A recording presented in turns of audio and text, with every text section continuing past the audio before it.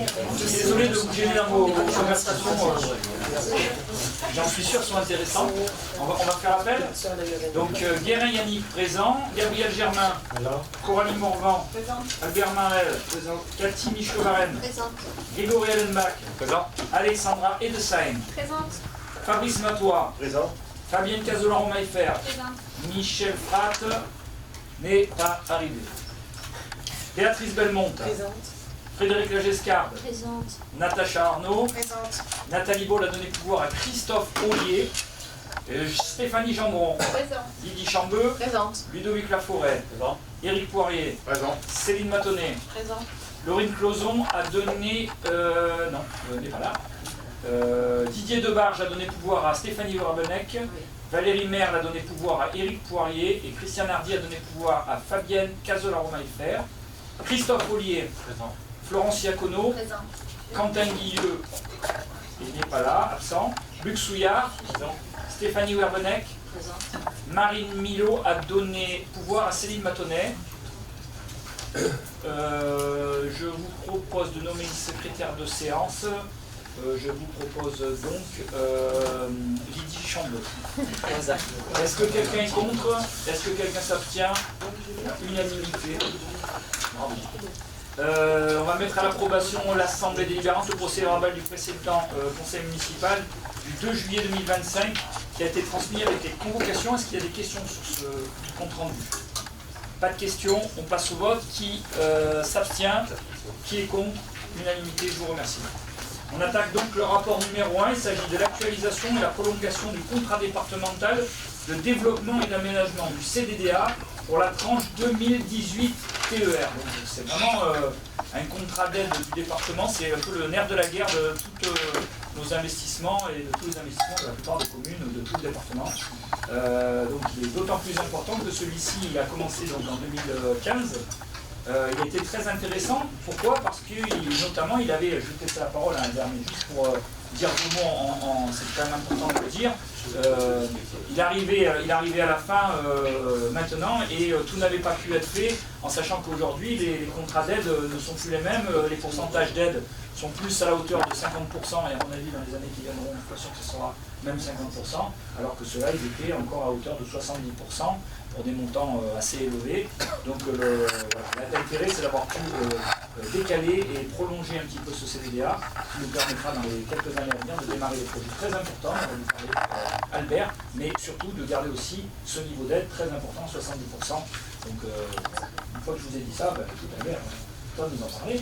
Alors j'avais prévu donc d'expliquer ce que c'était le CDDA, un accord signé pour 4 ans entre le département et la commune. La commune dépose des dossiers de travaux et s'engage à effectuer ces travaux. Le département de son côté étudie et valide cette liste et s'engage à les financer à hauteur de 70% du hors-taxe. Alors, historiquement, ce contrat a été autorisé par le conseil municipal en novembre 2014 et le conseil départemental des Bouches-du-Rhône l'a approuvé en commission permanente le 30 janvier 2015 pour les années 2015, 2016, 2017 et 2018. Le montant total des dépenses était de 14 114 733 €, avec les 70% d'aide dont parlait M. le maire, soit 9 880 340 €. Les tranches 2015, 2016 et 2017 ont été soldées pour un montant de 6 430 000 €. La tranche 2018 non soldée représentait 7 684 268 € de dépenses et 5 379 024 € de subventions. Le 21 octobre 2022, le conseil départemental a accordé à la commune, dans le cadre de la tranche 2018, une prolongation jusqu'au 21 octobre 2026. Donc, très bientôt. Donc, vous avez sur le rapport le détail de la tranche 2018 pour les 7 684 000. Les dépenses qui ont été réalisées à ce jour. Sur les 7,6 millions, on a réalisé 2 429 717 €. Donc, on a consommé 2 429 000. Les 4 dossiers non soldés à ce jour représentent un montant de dépenses subventionnables de 5 millions. Donc, il reste 5 254 561 € qui devraient être caduques le 21 octobre 2025. Après de nombreuses discussions et négociations avec le conseil départemental, nous avons l'accord de prolonger la tranche 2018 pour une durée de 3 ans. On vous propose de ne pas perdre ce financement indispensable pour la commune, de procéder à l'actualisation de la tranche 2018 en redistribuant l'aide non mobilisée de 3 678 193 € de la façon suivante. Vous avez les dépenses à venir prévues sur cette réactualisation. Donc on a un aménagement de voirie pour 1 039 000, la chèvrerie est abandonnée, la réhabilitation du groupe scolaire Jaurès pour 4 091 000 et des programmes d'études pour 123 075 €. Donc on arrive bien aux 5 224 000. Donc le total de la tranche 2018 réactualisée reste inchangé. Et le montant d'origine du CDDA, pareil, reste inchangé. On est toujours à 7 684 000 pour la tranche 2018. Et au total, pour le CDDA, 14 114 733 €. Donc, le conseil municipal est invité à approuver et à demander la réactualisation de la tranche 2018 du CDDA 2015-2018 telle que présentée auprès du conseil départemental des Bouches-du-Rhône et telle que détaillée dans l'annexe jointe à la présente convocation. Est-ce que vous avez des questions? Oui. Les 72 000 € attribués, travaux justifiés hors taxe pour la chèvrerie, c'est quoi? C'est des études. 72 000 € d'études. C'est de l'acquisition de terrain. Ah, aussi. Il y a les deux. Ça m'arrive. Excusez-moi. Ça va. Non, Vous pouvez poser la question. Vous avez Il me semble que vous avez une réponse, non? Oui, non, mais... Non, parce que construction d'une chèvrerie comprend dans l'acquisition foncière 0 €, c'est ça. Oui, vous savez qu'en fait, comme je vous l'ai dit tout à l'heure, c'est un contrat qui a été mis en place depuis 2015. Hein, donc il y a des choses qui ont été mises dedans, il y avait des choses qui avaient été en cours par la précédente mandature, et il y a des choses sur lesquelles on était engagé par rapport au département sur un projet qui est aussi un projet départemental. Hein. C'est pas qu'il y a un projet de la ville de Velours. Hein. Donc on ne pouvait pas non plus rien faire, pas faire d'études. Pour pouvoir dire qu'on n'allait pas plus loin sur un projet, il fallait aussi qu'on aille au bout de l'étude, parce que cette étude, elle nous a mis en avant aussi des problématiques, notamment de passage, de parcelles qu'il fallait acquérir pour pouvoir passer dessus. Donc c'est au regard de ces études-là que nous, on a décidé de ne pas continuer. Voilà. Mais voilà, ça fait partie des choses qui avaient été mises en place bien avant nous, et il a fallu le temps de dire on arrête, il y avait déjà des choses engagées. Voilà.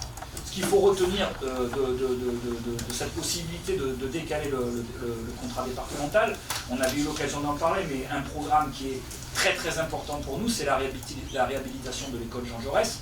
Je vous avais expliqué à l'époque pourquoi j'avais décidé de le reporter dans le temps quand on était en pleine crise énergétique, et qu'il y avait des gros problèmes sur les appels d'offres, sur le fait les explosions de budget par rapport aux matières premières qui explosaient à cette période-là. L'important, c'était d'arriver à garder cette aide, de ne pas la perdre comme là on aurait dû la perdre, parce que c'est effectivement une somme, comme vous le voyez, de plus de quasiment 3 millions d'euros d'aide du département sur ce projet-là, et que l'idée, c'est de pouvoir garder une aide à hauteur de 70%.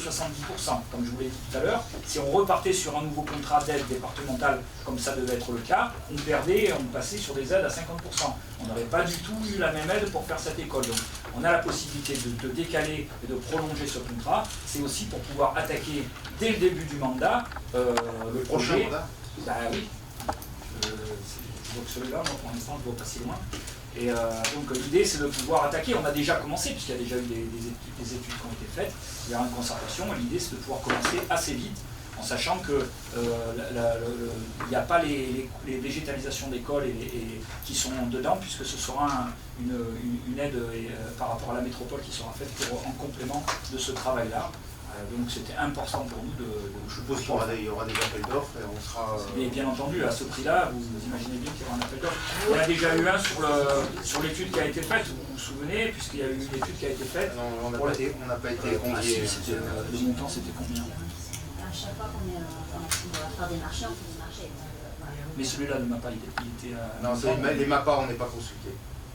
Ah, c'était la somme dessous. Oui, c'est trop bas. Oui, parce que c'était une étude. C'est trop bas. Mais bon, bien entendu que sur l'appel d'offres sur les travaux, vous avez vu les sommes que c'est, vous serez bien entendu, de toute manière, seront consultés. On est au-delà de la place Caire, c'est carrément. Ah oui, mais c'est un sacré projet. Oui, là, on rase l'école, on en fait. Ben non, pas forcément tout, mais il y a vraiment une reprise en compte, et notamment au niveau de la chaleur et du rafraîchissement. Il y a un vrai travail qui va être fait avec le point de la chaleur, des flux, des études. Mais ça, ce sera à nous de choisir le modèle qu'on voudra mettre. Mais l'idée, c'est d'en profiter pour faire quelque chose qui soit efficace. On a suffisamment souffert de ça encore l'été dernier. Voilà. Mais ce qui est important, c'est de se dire aussi que dans le même temps, on fera la réhabilitation des cours d'école aussi sur Giono. Parce qu'on va aussi travailler sur la problématique qu'on a à cet endroit-là. Et je rajoute aussi qu'il y a quand même un certain montant, il y a plus de 727 000 €, notamment sur les aménagements de voirie. Et là, on retrouve aussi le travail qui a été fait avec l'étude qui a été faite sur le niveau colline, puisque ça va nous permettre aussi d'attaquer très rapidement les travaux sur le secteur colline pour commencer à la réhabiliter.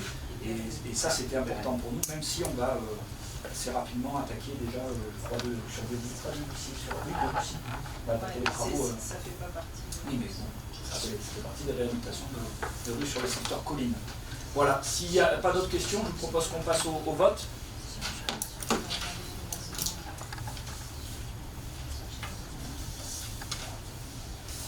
Qui est contre? Qui s'abstient? 3. Il y a des voix. 6. Ok. Je vous remercie. Le rapport est adopté. Rapport numéro 2. Il s'agit de l'approbation des rapports de la Commission locale d'évaluation des charges transférées, la fameuse CLECT, qui évalue les charges transférées entre la métropole Aix-Marseille-Provence et les communes membres au titre de transfert, restitution et compétences. Albert? Alors, le président de la CLECT a notifié par courrier le 4 septembre 2025 le rapport d'évaluation adopté par la Commission. Ces rapports concernent les transferts de compétences entre les communes d'Aubagne, Fos-sur-Mer, Saint-Chamond, Port-Saint-Loup-du-Rhône et la métropole. L'eau n'est pas concernée. Mais conformément aux dispositions du Code général des impôts, il appartient aux conseils municipaux des communes d'approuver les rapports de la CLECT dans un délai de 3 mois suivant la notification. L'accord des conseils municipaux des communes membres de la métropole doit être exprimé par 2 tiers, au moins représentant plus de la moitié de la population totale, ou par la moitié des conseils municipaux représentant les 2 tiers de la population. À défaut d'approbation dans les délais et suivant les conditions de majorité, il reviendrait au préfet du département de constater par arrêté le coût net des charges transférées. Donc il est proposé à l'Assemblée délibérante d'approuver les rapports de la CLECT annexés à la présente convention. Avez-vous des questions? Voilà, il ne s'agit pas de rapport qui concerne la commune, puisqu'on est sur l'offre Mais c'est obligatoire. mais on doit les voter en conseil municipal. Est-ce qu'il y a des questions? Pas de questions. On passe au vote. Qui est contre? Qui s'abstient? Je vous remercie. Le rapport numéro 2 est adopté. On passe au numéro 3. Il s'agit de l'approbation de contrats cadres de mandat et de fourniture de prestations de vente aux enchères publiques en ligne entre la commune et la société Agorastore. Albert? Au fil des années, la commune a acquis des biens du matériel mobilier divers en raison de leur vétusté, mais parce qu'ils ne présentent plus d'intérêt pour le fonctionnement de la collectivité, ces biens ne sont plus utilisés et sont stockés. Il est possible pour la commune de procéder à la cession de ces biens devenus sans usage ou obsolètes, par le recours à une plateforme spécialisée de courtage aux enchères. Cela s'inscrit dans une démarche de développement durable à laquelle la ville participe, en favorisant le réemploi de ce matériel et permet également à la commune de récupérer des recettes à partir de patrimoine inutilisé. La société Agorastore est spécialisée dans la vente en ligne aux enchères de biens publics. Cela permet d'organiser la vente de biens mobiliers ou immobiliers au plus offrant, tout en garantissant les principes de publicité, de transparence, de traçabilité et de mise en concurrence. L'offre déposée sur la plateforme est accessible à toute personne disposant d'un accès à Internet, qui peut consulter les annonces de vente, prendre connaissance des prix de départ et formuler une enchère en ligne sur la plateforme dédiée. Le public sera informé des périodes de mise en vente via les supports de communication habituels de la ville, notamment le site Internet, sur lequel un lien vers la plateforme partenaire sera mis en ligne. En application de la délibération 10 décembre 2020, le conseil municipal a donné délégation au maire pour décider de l'aliénation de gré à gré de biens immobiliers jusqu'à 4 600 €. Par conséquent, le report à la plateforme de vente aux enchères pour la cession de biens mobiliers jusqu'à 4 600 € sera acté par décision municipale. L'Assemblée sera informée des ventes réalisées lors de chaque conseil municipal via le compte rendu des décisions du maire. Pour les ventes de biens mobiliers de plus de 4 600 €, elles seront soumises à l'approbation du conseil municipal. La commune devra s'acquitter de frais de mise en place du back-office vendeur et des frais liés à la formation initiale à distance, d'un montant total de 400 €. Pour chaque vente réalisée, la société Agorastore facturera les frais à l'acheteur sur le prix final de vente 15%, ainsi que des frais de dossier de 10 à 500 € selon le prix de vente. Le contrat est conclu pour une durée de 4 ans, à compter de la date de signature par la commune. Il est proposé à l'Assemblée délibérante d'approuver le contrat cadre de vente aux enchères publiques en ligne annexé à la présente convocation entre la commune et la société Agorastore, et d'autoriser M. le maire à signer tout document y afférent. Avez-vous des questions? Bon, on passe au vote. Qui est contre? Qui s'abstient? Unanimité. Je vous remercie. Rapport numéro 4, c'est l'adhésion au pôle santé, médecine préventive et prévention et sécurité au travail du centre de gestion des Bouches-du-Rhône avec le CDG 13. Je vous la parole à Albert Marais. La convention d'adhésion qui lie la commune au pôle santé, médecine préventive et prévention et sécurité au travail arrive à échéance le 31/12/2025. Le centre de gestion des Bouches-du-Rhône, le CDG 13, propose de renouveler cette convention pour une durée de 2 ans, du 1er janvier 2026 au 31/12/2027 inclus. Cette convention regroupe l'ensemble des prestations du pôle santé permettant d'accompagner les communes dans la mise en œuvre de leurs obligations en matière de santé et de sécurité au travail. Les prestations sont les suivantes. La surveillance médicale des agents lors des visites médicales obligatoires et occasionnelles dans les locaux du CDG 13 et des visites d'information et de prévention dans les locaux mis à disposition par la mairie. L'action sur le milieu professionnel, la fonction d'inspection avec la désignation par le centre de gestion d'un agent chargé de la fonction d'inspection et la fonction de conseil. La participation forfaitaire annuelle est calculée en fonction de l'effectif déclaré en début d'année par la collectivité. Elle est évaluée à 80 € par agent. Il est proposé au conseil municipal d'approuver l'adhésion du pôle santé au CDG 13 et autoriser M. le maire à signer la convention. Avez-vous des questions?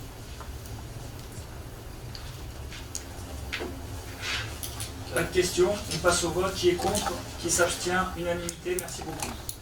Rapport numéro 5, c'est une approbation de la convention de coproduction entre la commune et la société Média Spectacle.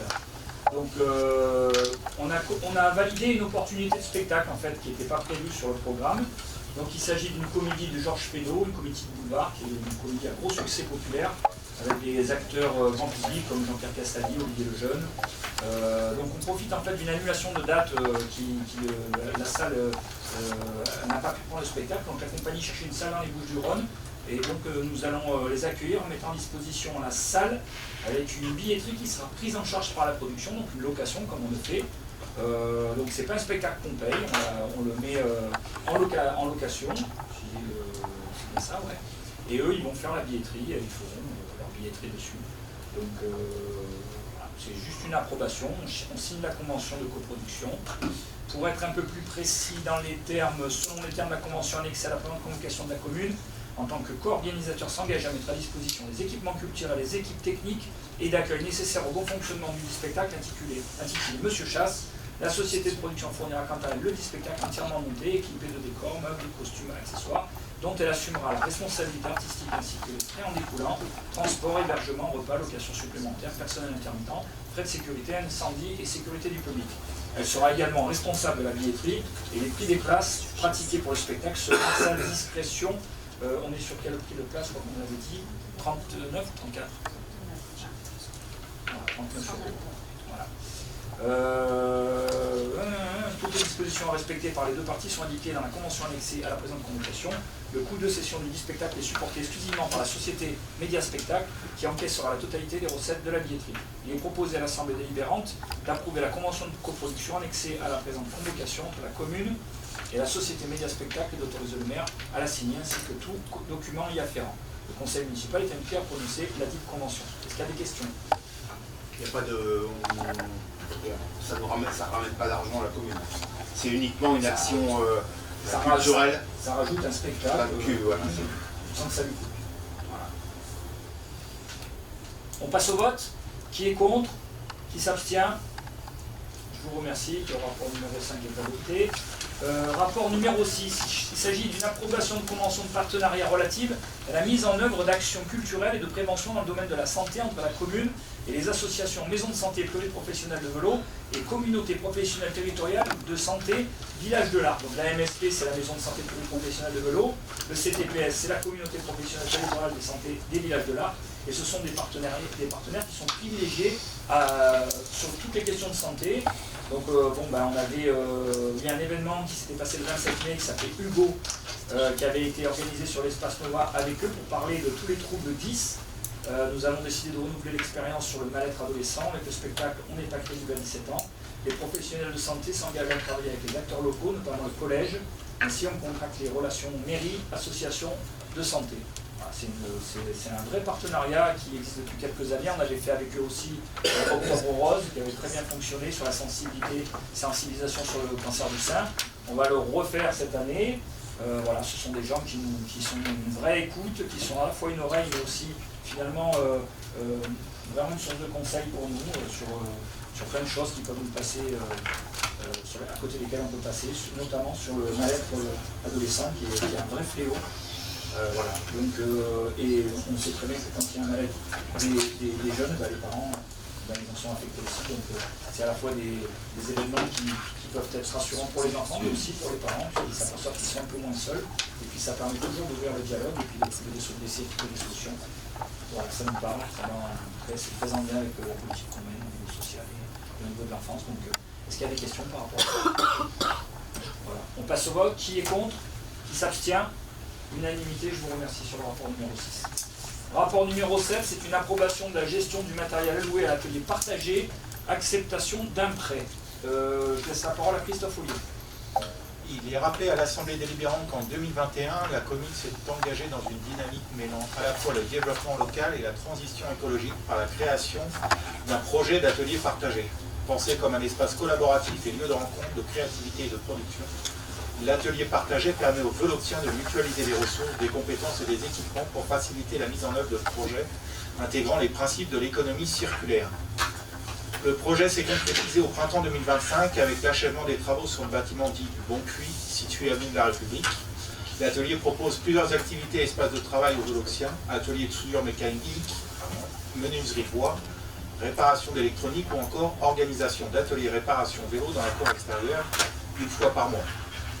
La commune met le local de l'atelier partagé une partie du matériel pour lequel un budget est alloué à la disposition des bénévoles qui souhaitent réaliser des projets de travaux manuels à leur initiative ou sur proposition de la ville. Dans une logique d'économie circulaire, une partie du matériel peut également être issue de prêts de la part d'administrés, de bénévoles de l'atelier ou non, ou d'entreprises locales partenaires du projet. Du matériel peut aussi être apporté par les bénévoles dans le cadre d'une gestion interne mise en place par les bénévoles eux-mêmes. Dans ce cas de figure, le matériel n'entre pas dans l'inventaire communal. Il est indiqué à l'Assemblée délibérante que M. Guy Vidal, sur proposition écrite de sa part, souhaite prêter du matériel à la ville au bénéfice de l'atelier partagé. Le matériel concerné est listé en annexe 1 de la présente délibération. Le prêt est consenti à titre gratuit et pour une durée illimitée, à condition qu'il puisse être récupéré par M. Vidal à tout moment, étant précisé qu'il pourra être mis fin à ce prêt de matériel par la ville ou par M. Guy Vidal sur simple écrit de la part de l'une des deux parties, dans un délai de 2 mois à compter de la date de la demande. Il est proposé à l'Assemblée délibérante donc de 1. Accepter le prêt de matériel de M. Guy Vidal au bénéfice de l'atelier partagé, listé en annexe 1 de la présente délibération, pour une durée illimitée. Accepter la condition du prêt permettant à M. Guy Vidal de récupérer le matériel à tout moment, dans un délai de 2 mois à compter de la date de sa demande écrite. Prendre acte des annexes 2 et 3 de la présente délibération listant tout le matériel mis à disposition des bénévoles pour l'atelier partagé et prendre acte que les bénévoles de l'atelier partagé font de leur responsabilité la gestion du matériel apporté par les tiers pour la réalisation de projets ou achetés par la ville. Le conseil municipal est donc invité à se prononcer sur le prêt de M. Vidal et à prendre acte de la gestion du matériel alloué à l'atelier partagé. Est-ce qu'il y a des questions? C'est l'atelier qui a été inauguré dernièrement? Vous avez dit autrement, puisque ça a été annoncé sur les médias. On n'a pas été invité. Monsieur le maire, Monsieur le maire, juste une chose. On est élus. oui, Tous les élus sont invités. oui. D'accord. Pourquoi nous ne sommes pas invités? Ça fait 2 fois. Comment tous les élus sont invités? Il n'y a pas eu On d'invitation. n'a pas eu d'invitation. Il y avait une communication qui était Une publique, communication. et au titre à votre titre d'élu et à votre titre de citoyen, vous aviez l'information et vous étiez tout à fait invité à venir à cette inauguration. Et d'ailleurs, je sais qu'il y avait pas forcément que des gens de notre équipe qui étaient là. Il y avait beaucoup de monde. Il y a un vrai succès. Et ça a été annoncé à la fois sur le site de la ville, ça a été annoncé sur le blog.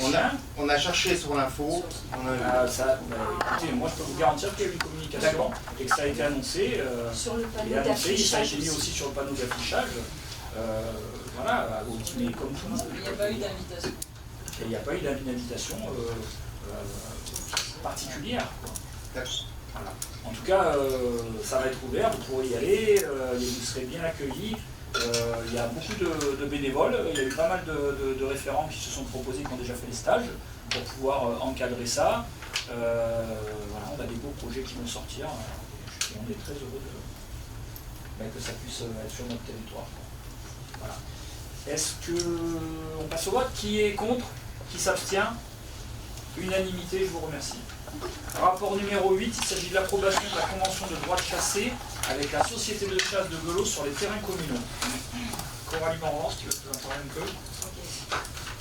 Il est rappelé à l'Assemblée délibérante que la commune est propriétaire de parcelles en zone naturelle et agricole appartenant à son domaine privé.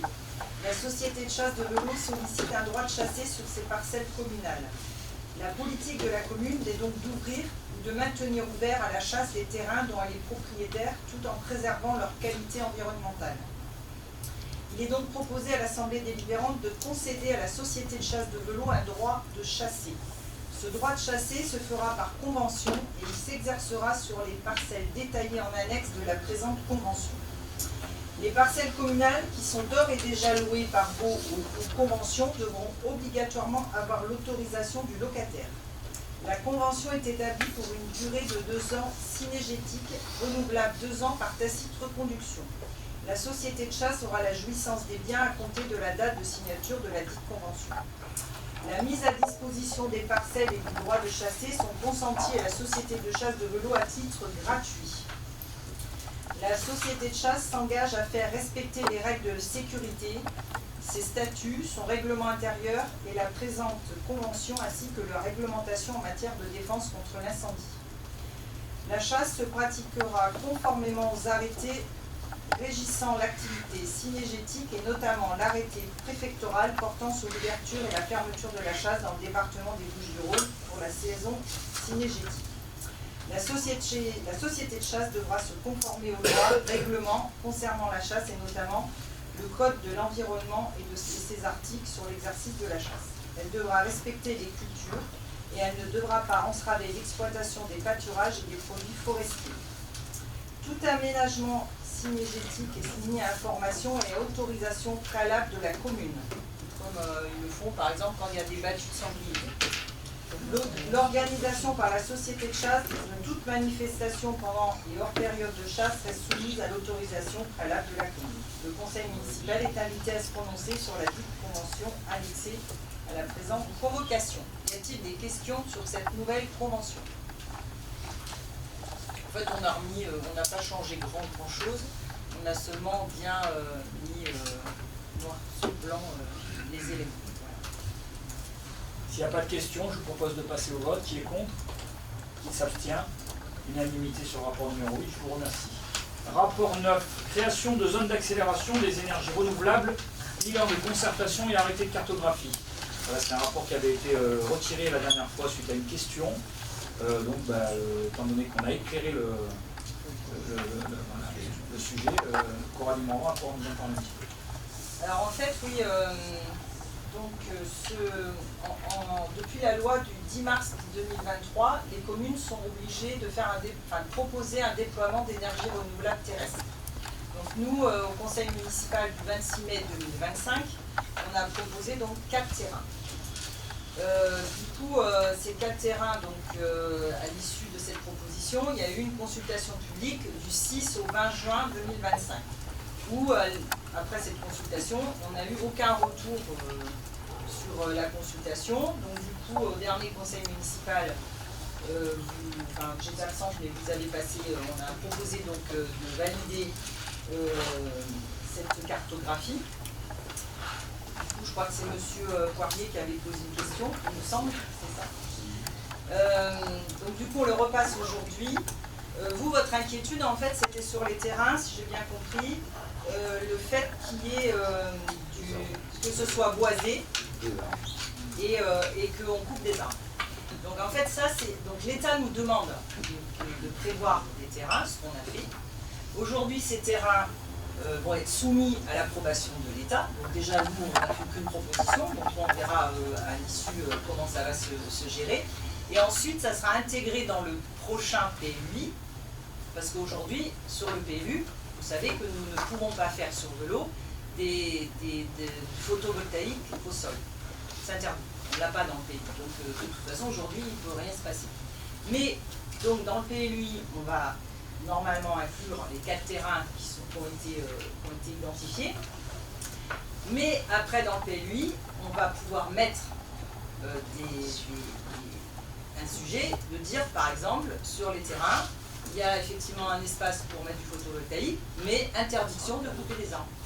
Donc en fait, on n'a pas pu faire un découpage du terrain dans le terrain en fait. On a fait un terrain global. Effectivement, il y a des endroits où c'est boisé. Mais on va le blinder, bien entendu, sur le PLU. Il sera automatiquement blindé par les réglementations d'urbanisme. Oui, c'est-à-dire que même s'il est sur une parcelle qui peut être mis en photovoltaïque, dans la délivrance du permis de travaux, avec les règles qu'il y a dans le PLU et dans le PLUI, il y aura impossibilité de couper les arbres pour faire du photovoltaïque, c'est déjà dans la règle. Donc ce que je veux dire, c'est que vous avez une règle qui est générale et que dans l'application et dans la délivrance des permis, ce ne sera pas possible, même si on doit mettre, du photovoltaïque sur ces parcelles-là, ce ne sera pas possible de couper les arbres là où il y a les arbres pour mettre du photovoltaïque. Voilà, et ça, c'est une assurance. Donc les terrains n'ont pas changé, il y a eu quelques modifications, je crois, je suis sûre, sur le terrain autour du centre équestre. On a supprimé 3 terrains. Et voilà. Donc si vous voulez bien voter sur cette... Que ce soit bien clair dans les textes, il est bien marqué, il est rappelé que le projet d'installation de production d'énergie renouvelable ne pourra être réalisé que sur des terrains non boisés. Ouais, c'est clair qu'il ne pourra pas y avoir de dérapage de ce côté. Est-ce qu'il y a d'autres questions? On passe au vote. Qui est contre? Qui s'abstient? Unanimité, je vous remercie. Rapport numéro 10, il s'agit de l'approbation de la mise à disposition de locaux communaux dans le cadre des élections municipales de 2026. Et je vais laisser Gabriel Germain nous en parler. Vu le Code général des collectivités territoriales, notamment l'article L.DT44-3, vu le Code électoral et notamment l'article L.52-8, l'article L.DT44-3 du Code général des collectivités territoriales prévoit que les locaux communaux peuvent être utilisés par les associations ou partis politiques qui en font la demande. Le maire détermine les conditions dans lesquelles ces locaux peuvent être utilisés. Compte tenu des nécessités de l'administration des propriétés communales, du fonctionnement des services et du maintien de l'ordre public, le conseil municipal fixe, en tant que besoin, la contribution due en raison de cette utilisation. L'article L.52-8 du Code électoral prévoit que les personnes morales, à l'exception des partis ou groupements politiques, ne peuvent participer au financement de la campagne électorale d'un candidat, ni en lui consentant des dons sous quelque forme que ce soit, ni en lui fournissant des biens, services ou autres avantages directs ou indirects à des prix inférieurs à ceux qui sont habituellement pratiqués. Dans la perspective des futures élections municipales de 2026, et afin d'éviter que l'utilisation d'une salle communale ne constitue un don prohibé au sens du Code électoral, il convient de fixer la liste des locaux communaux qui pourront être mis à disposition des candidats déclarés aux élections municipales de 2026 ou des associations de soutien politique qui en feront la demande, afin d'y tenir des réunions publiques ainsi que le tarif d'utilisation. Cette mise à disposition respecte strictement le principe d'égalité entre les candidats et associations de soutien politique, sans aucune distinction, et que les autorisations d'utilisation des locaux communaux interviendront en fonction de leur disponibilité, par ordre de réception des demandes et sous réserve des nécessités de l'administration, du fonctionnement des services et du maintien de l'ordre public. Les demandeurs devront déposer une demande écrite auprès de la maison des associations au plus tard 5 jours avant la réunion. La demande devra préciser l'objet, le jour et les horaires de la mise à disposition souhaitée. Il est indiqué à l'Assemblée délibérante que le Conseil municipal peut décider d'une mise à disposition des locaux communaux à titre gratuit. Il est proposé à l'Assemblée délibérante de fixer la liste des locaux communaux qui pourraient être mis à disposition des candidats déclarés aux élections municipales de 2026 et des associations de soutien politique qui en feront la demande afin d'y tenir des réunions publiques comme suit. Salle de la Maison pour tous, située au parc des 4 Tours. Salle Verdun, située place de Verdun. Les salles susvisées seront mises à disposition avec le mobilier, table, chaises, présents à l'intérieur. De mettre à disposition des locaux communaux susvisés à titre gratuit, étant précisé que les frais relatifs à la sécurité, agents de surveillance, ADS, seront à la charge des bénéficiaires.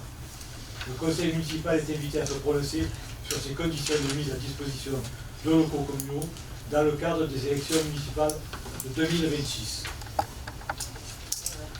Est-ce qu'il y a des questions? Pas de questions. On passe au vote. Qui est contre? Qui s'abstient?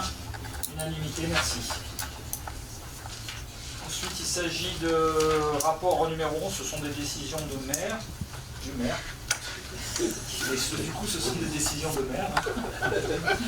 Alors, en ce qui concerne la culture, il y a des décisions qui concernent des mises à disposition de l'espace Nova Velo aux associations contre-tendance et dansarts, dans le cadre de l'organisation des galas de danse, comme chaque année.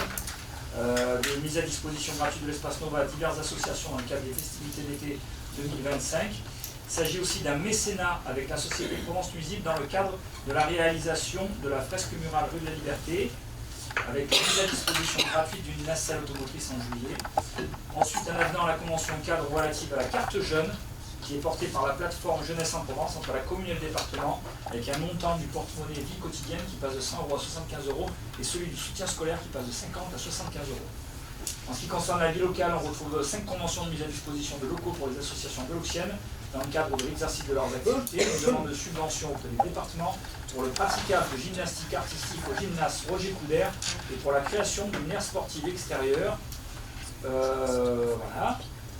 En ce qui concerne l'informatique, la décision concerne une demande de subvention auprès du département et auprès de l'État pour le développement de l'enseignement numérique avec des ordinateurs, des tablettes tactiles et des écrans numériques interactifs.